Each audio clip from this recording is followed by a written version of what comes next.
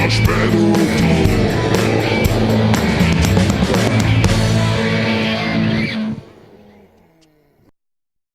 Kisfiam, az ember életében a zene, a dal nagyon fontos szerepet tölt be. Ahhoz, hogy fejlődhessen a jellemed, az általános műveltséged, sok-sok igényes zenét, dalt kell hallgatnod. Rendkívül fontos, hogy a dalnak, amit hallgatsz, üzenete legyen. A szöveg fontos mondanivalót hordozzon. Milyen dalokat ismersz? Tudnál nekem idézni most valamelyikből? Bátran, fiam, hallgatlak! Csovi, Jasper! De fiam! Van egy kék tó a fák alatt a Nem jó! Fiam, ezek a dalok nem építik a lelkedet, és nem tudsz belőlük merítkezni. Ezért most elénekelek neked egy dalt, amit én írtam. Nagyon fontos dologról szól, a barátságról. Hallgasd figyelmesen! Na, szóval... A barátokkal mindig jó együtt lenni,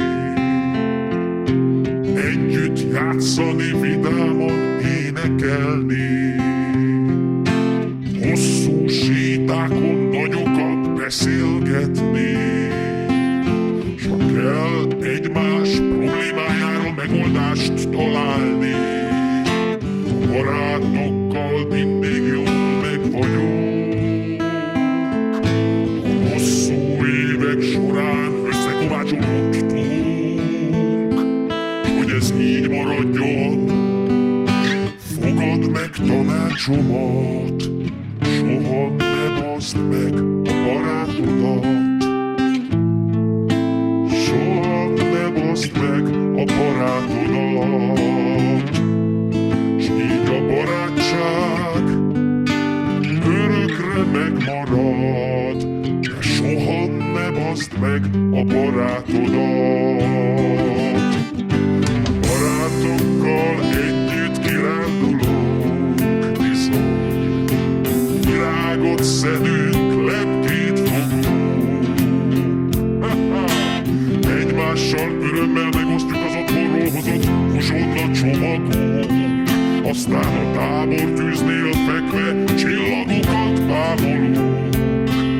De bármennyire is kedveled embertársadat, tiszta szívvel, aki téged elfogad, az érzelmek bizonyos pontján fogd vissza magad, és soha ne baszd meg a barátodat. Soha ne baszd meg a barátodat. Soha ne baszd meg a jó barátodat, és így a kapcsolat felhőtlen marad. Na még egyszer! Soha ne baszd meg a barátodat. Soha ne baszd meg a barátodat. Erről szól a dal. És így a barátság mindig megmarad. Ezért soha ne baszd meg a barátodat. Soha ne keverd össze a barátságot a barátseggel.